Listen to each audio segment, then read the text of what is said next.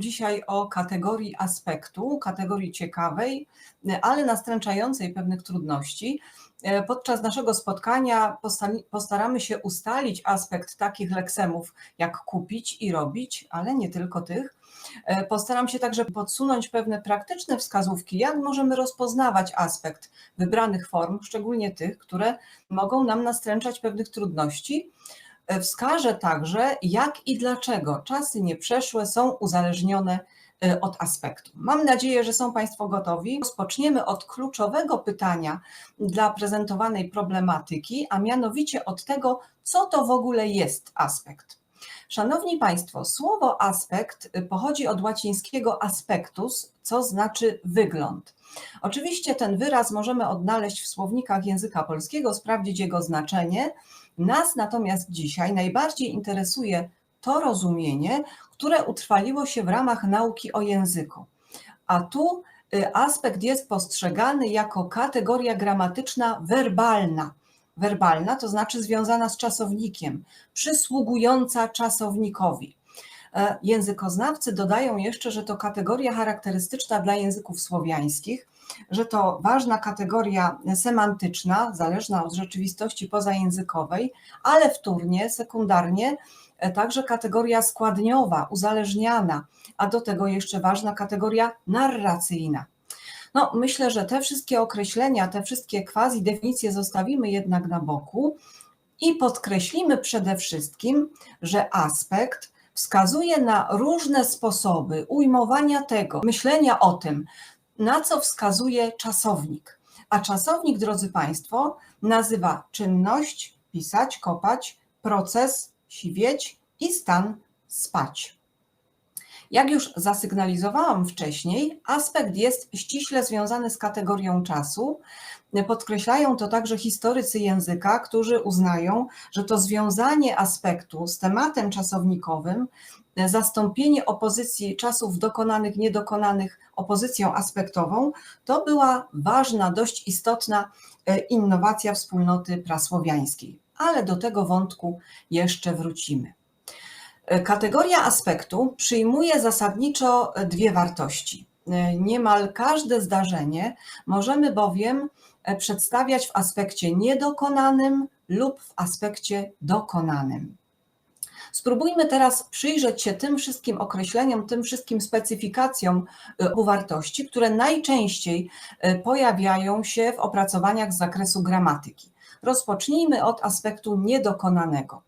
Językoznawcy w większości uznają, że aspekt niedokonany portretuje czynność, a aspektolodzy powiedzieliby może raczej akcję, bo słowo czynność jest dość niejednoznacznie mimo wszystko stosowane w lingwistyce, a zatem portretuje akcję nieukończoną, niekompletną, trwającą, rozciągłą w czasie, rozwijającą się, ewentualnie powtarzającą się. Ta akcja jest ujmowana niejako od wewnątrz. Inaczej w przypadku aspektu dokonanego, który jest bogatszy pod względem przekazywanych informacji i pokazuje nam czynność jako zakończoną, z jakimś skutkiem, rezultatem, jako kompletną. Ta akcja ujmowana jest całościowo, punktowo. Czasowniki dokonane podkreślają, akcentują zakończenie jakiejś akcji. Przykłady pojawią się za chwilę. Przepisałem list, ale też mogą akcentować jakiś początek. Zamieszkałem w nowym domu, no i potem już tam mieszkałem przez jakiś czas. Akcja jest pokazywana z zewnątrz, kompletywnie. Różnicę między aspektem niedokonanym a dokonanym dobrze ilustruje pewna szkolna anegdota, ale ja się przecież uczyłem, tłumaczy się uczeń. Może się uczyłeś, ale się nie nauczyłeś, odpowiada nauczyciel. No pewnie z taką sytuacją zdarzyło się nam także spotkać. Mamy tu zatem, szanowni Państwo, opozycję dwóch form, dwóch czasowników. Uczyć się i nauczyć się. Nałóżmy teraz te wszystkie treści, które prezentowałam wcześniej, na te dwa przykłady. Oczywiście mogę powiedzieć, uczę się do egzaminu, tak? Pokazując, że ta akcja trwa, rozwija się w czasie, jest niekompletna, nieskończona, no bo nie wiem, czy się nauczę, czy uzyskam pozytywną ocenę z egzaminu. Mogę też powiedzieć, uczyłam się do egzaminu, będę się uczyć do egzaminu, ale tu też nie jestem pewna rezultatu. Nie wiem, czy się nauczyłam, czy się nauczę. Mogę jeszcze dzięki temu czasownikowi pokazać, że jakaś akcja się powtarza. Zosia często się uczy, zwykle się uczy. Trochę inaczej w przypadku formy nauczyć się. Szanowni Państwo, czasownikom dokonanym właściwa jest zmiana stanu, w której efekcie powstaje nowy stan. Jeśli powiem, że nauczyłam się do egzaminu, to znaczy, że nie umiałam czegoś, a teraz już umiem. No i na pewnym luzie mogę podejść do tego egzaminu. Jeśli powiem, że nauczę się do egzaminu, to także wiem, co chcę osiągnąć, no i najpewniej będę się tak długo uczyć, aż się nauczę, aż ta akcja będzie kompletna, skończona, całościowo ujęta. Takich par czasowników, takich odpowiedników aspektowych jest w polszczyźnie więcej. Prezentuję tu jeszcze wybrane przykłady. Czytać, czasownik niedokonany, przeczytać, dokonany, ale też te czasowniki, które pojawiły się w tytule mojego wystąpienia, nie mogę do nich nie nawiązać. Robić, czasownik niedokonany, zrobić, dokonany, kupować, czasownik niedokonany, kupić, czasownik dokonany. No myślę, że w większości osobom mówiącym po polsku nie sprawiłoby trudności rozróżnienie aspektu tych czasowników, ale warto mimo wszystko w tym momencie przypomnieć najważniejsze różnice formalne. Jakie są zatem wykładniki kategorii aspektu? Formalne wykładniki kategorii aspektu to po pierwsze przedrostki. Przedrostki, prefiksy, mówią gramatycy, językoznawcy, czyli takie cząstki, takie morfemy, które dodajemy przed tematem czasownikowym. W pewnym uproszczeniu możemy znowu powiedzieć, że przedrostek dodany do tematu czasownikowego wnosi znaczenie dokonaności, wnosi znaczenie aspektu dokonanego, ale czasem także z pewnymi dodatkowymi wartościami znaczeniowymi, czyli dodaje przedrostek, aspekt czasownika się zmienia z niedokonanego na dokonany, ale czasami następują także pewne modyfikacje znaczenia samego czasownika, co może nastręczać pewnych trudności. Jeżeli między taką parą różniącą się aspektem nie ma różnic znaczenia, to wówczas mówimy o czystej parze aspektowej. No, językoznawcy poszukują takich czystych par aspektowych, tu pewnie korzystają także z podpowiedzi, gramatycy korzystają z podpowiedzi semantyków. Ja zestawiłam tu takie czasowniki, w których występują czysto aspektowe przedrostki za Markiem Łazińskim, językoznawcą, który aż całą swoją książkę poświęcił kategorii aspektu, co pokazuje, że o aspekcie można mówić długo, długo. A zatem te czyste pary aspektowe to pisać, napisać, golić, ogolić, smarować, posmarować, żyrować, podżyrować, czytać, przeczytać i tak dalej. Tu występują takie przedrostki jak na, o, po, pod, prze, u, wy, które nie zmieniają zasadniczo znaczenia.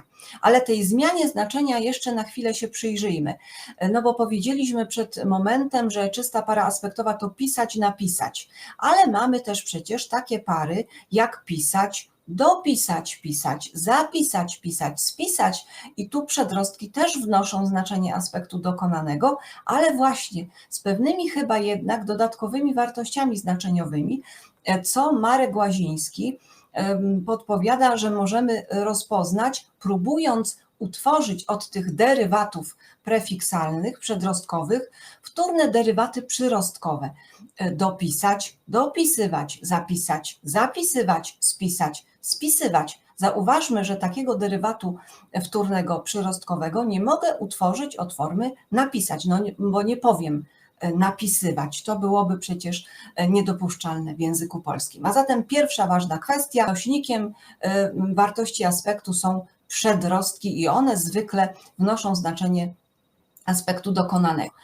Wykładnikiem aspektu są także przyrostki i tu znowu warto zapamiętać, że przyrostki zwykle wnoszą znaczenie niedokonaności. Niedokonaności. Ja zestawiłam tu wybrane przyrostki, które raczej sygnalizują wielokrotność, szanowni państwo, czyli że akcja nie ma końca, że wykonuje się ją często, zawsze, od czasu do czasu. Takie przyrostki jak ywać, iwać, ewać, wać, które odnajdą państwo w formach bywać, wysłuchiwać, omdlewać, dawać. Te przyrostki wnoszą znaczenie aspektu niedokonanego, ale podkreślają gramatycy, są także przyrostki nienacechowane pod względem aspektu takie, które mogą występować zarówno w czasownikach niedokonanych, jak i dokonanych. No i to komplikuje nieco sytuację, przyznają państwo.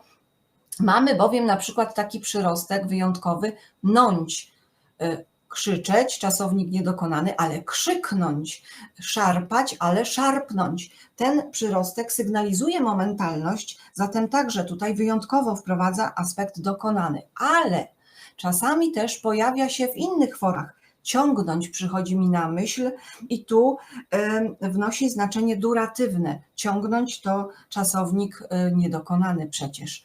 A zatem, no właśnie, sytuacja nie zawsze jest tak prosta, jak moglibyśmy się spodziewać.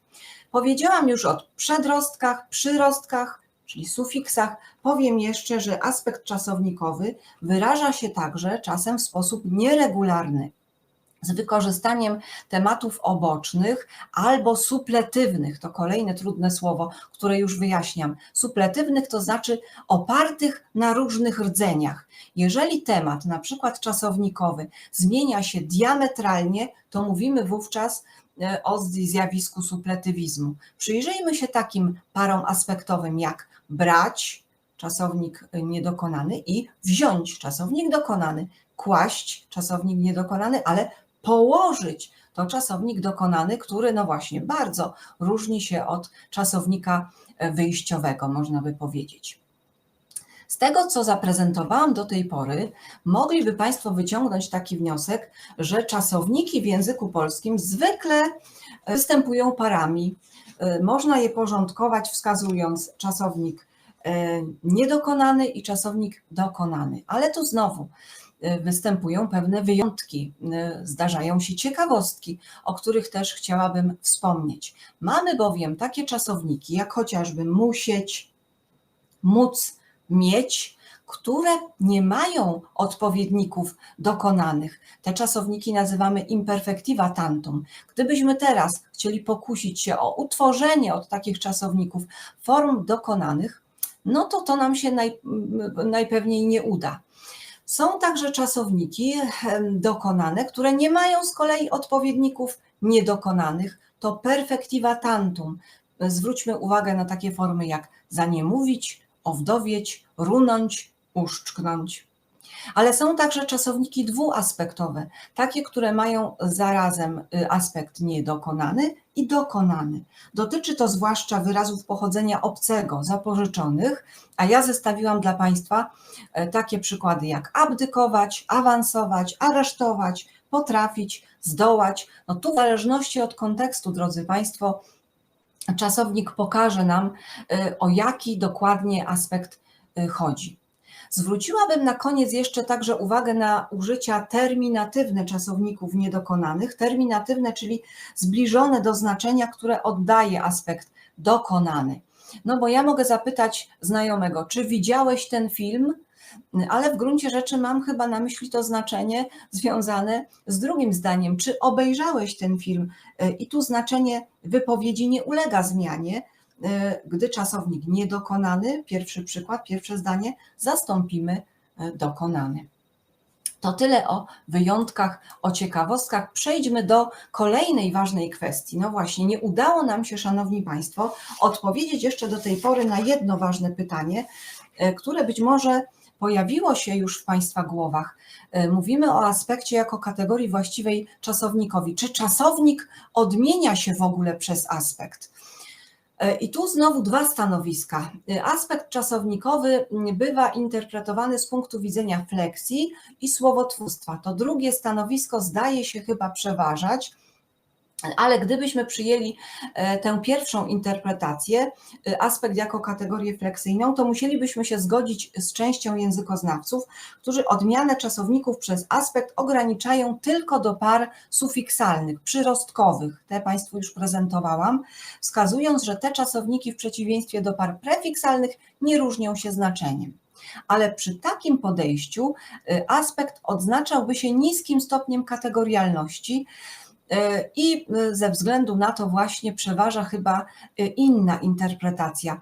Uznajemy chyba częściej, że aspekt jest kategorią słowotwórczą, że informacje o aspekcie wprowadzają morfemy słowotwórcze właśnie i dodatkowo jeszcze, że aspekt jest kategorią klasyfikującą, co oznacza, że czasowniki nie odmieniają się przez aspekt, ale że każdemu leksemowi czasownikowemu aspekt odgórnie możemy przyporządkować aspekt niedokonany lub dokonany. Podobnie z rzeczownikiem, Szanowni Państwo, również uznajemy, że rzeczownik nie odmienia się przez rodzaj, a że każdemu leksemowi rzeczownikowemu przysługuje jakiś rodzaj. Co jeszcze chciałabym dzisiaj Państwu pokazać? Te praktyczne podpowiedzi, jak można ustalić aspekt czasownika. Zawsze wtedy, Szanowni Państwo, gdy mamy wątpliwości, z jakim czasownikiem mamy do czynienia, prezentowałam przed chwilą formy wyjątkowe, powinniśmy, podpowiadają nam specjaliści, wykonać test właściwości fleksyjnych i składniowych czasownika. Rozpocznijmy od tego testu właściwości fleksyjnych.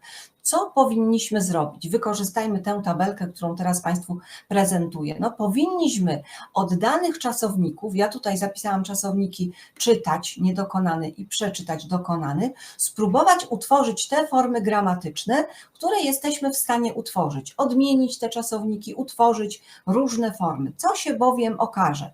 Być może teraz Państwo próbują tworzyć takie właśnie formy. Co się okaże? No to już pokazuję kolejny slajd, Szanowni Państwo.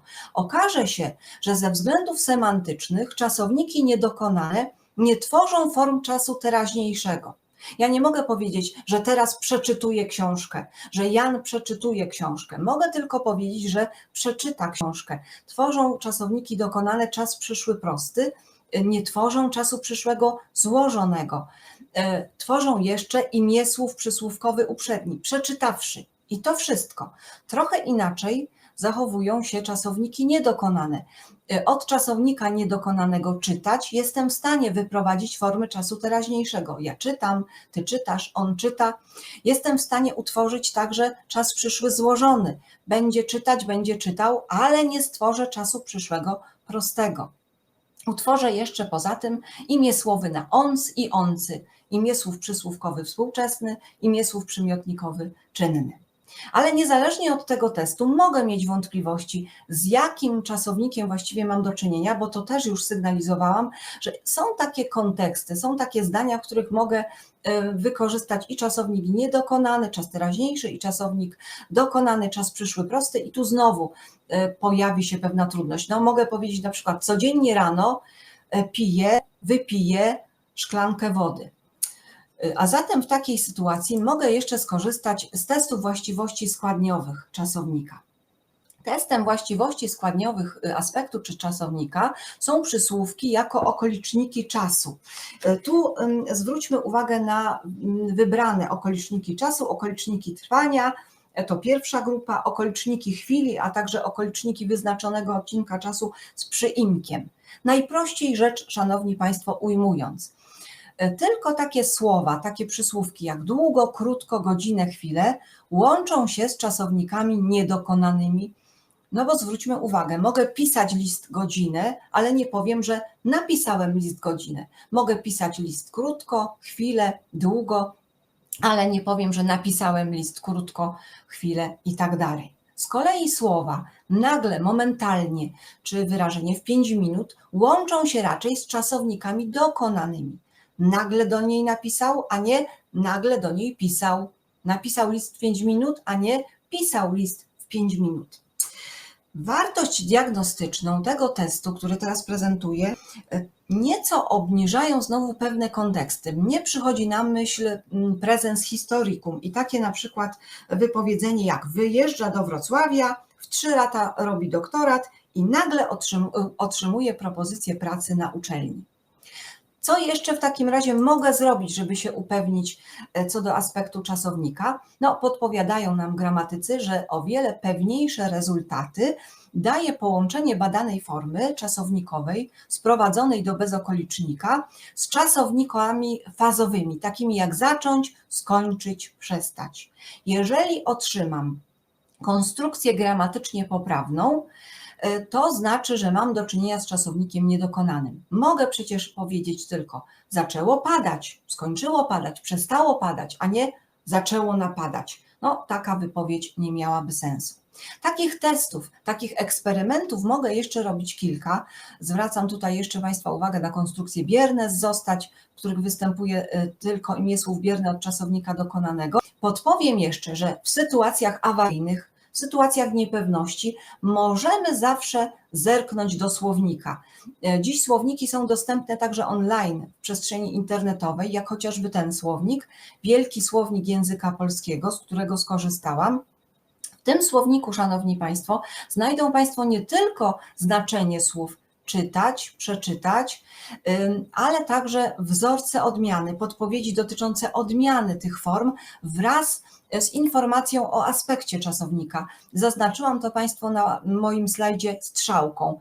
Czytać, aspekt niedokonany, przeczytać, aspekt dokonany. Także te wątpliwe czasowniki jak abdykować, awansować i inne znajdą Państwo w słownikach. Mogą Państwo jeszcze szukać na przykład w słowniku gramatycznym języka polskiego, który w całości podporządkowany jest kwestią odmiany właśnie. Co jeszcze chciałabym dodać, o co jeszcze powinnam uzupełnić moją wypowiedź, to pojawiło się także w tytule mojego wystąpienia. Wskazywałam, że czas i aspekt są od siebie zależne, są ze sobą związane. Z tego, co prezentowałam, mogliby Państwo także wywieźć taki wniosek, że zarówno czasowniki dokonane, jak i niedokonane tworzą formy czasu przeszłego i tu też zresztą znajdziemy ciekawą zależność, bo okazuje się, że to właśnie dobór form aspektowych w czasie przeszłym jest sygnałem równoczesności bądź sekwencyjności dwóch sytuacji.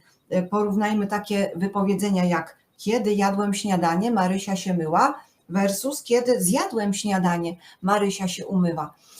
Ale większą uwagę zwróćmy na relacje czasów nieprzeszłych i czasownika. Zacznijmy od form czasu przyszłego, który oznacza najczęściej, tu pomijam pewne sytuacje wyjątkowe, że czynność odbywa się równocześnie z momentem mówienia. Te sytuacje wyjątkowe to informowanie, użycie form tego czasu do wyrażania akcji, która odbędzie się w przyszłości. No na przykład jutro jadę do Warszawy, albo w twierdzeniach naukowych, w przysłowiach, w przepisach. To jednak myślę zostawmy na boku i skoncentrujmy się na tych sytuacjach, gdzie czynność odbywa się równocześnie z momentem mówienia. A zatem, Szanowni Państwo, przypomnijmy, tylko czasowniki niedokonane tworzą formy czasu teraźniejszego. Piszę, piszesz, piszę i tak dalej. Jak są zbudowane te formy? Opierają się one na temacie czasu teraźniejszego i tworzymy je z wykorzystaniem końcówek osobowych pierwszej, drugiej lub trzeciej koniugacji, jeśli takie zróżnicowanie koniugacji przyjmiemy. A teraz przejdźmy do czasu przyszłego, który wskazuje na czynność, która dopiero będzie mieć miejsce po momencie mówienia. Wyróżniamy czas przyszły prosty i czas przyszły złożony. I tu powiedzmy znowu, że raczej generalnie tylko czasowniki dokonane tworzą formy czasu przyszłego prostego. Wyjątkowy czasownik niedokonany, który takie formy tworzy, to jest być. Raczej właśnie tylko czasowniki dokonane tworzą formy czasu przyszłego prostego i te formy mają postać syntetyczną, składają się z jednego słowa, tworzymy je notabene z użyciem końcówek czasu teraźniejszego. Napiszę, napiszesz, jak piszę, piszesz. Co jeśli chodzi o formy czasu przyszłego złożonego? No tworzą je tylko czasowniki niedokonane. Jak zbudowane są takie formy, Szanowni Państwo? Składają się z dwóch słów, czyli składają się ze słowa pomocniczego być, które odmieniamy w czasie przyszłym, będę, będziesz i tak dalej, a także z czasownika właściwego w bezokoliczniku lub w trzeciej osobie czasu przeszłego. Zatem będę pisać, będę pisała. Zachęcam jeszcze do ćwiczeń związanych z kategorią aspektu, do tego, by popróbować wskazywać aspekt czasowników, tworzyć odpowiedniki aspektowe.